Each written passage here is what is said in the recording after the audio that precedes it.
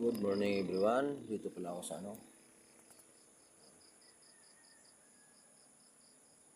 ganda ng tulay o sa may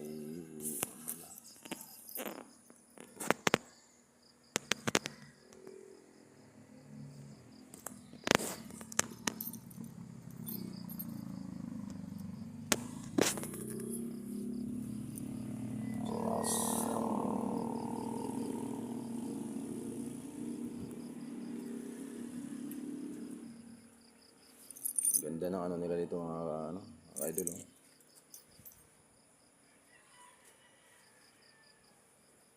kubo nila.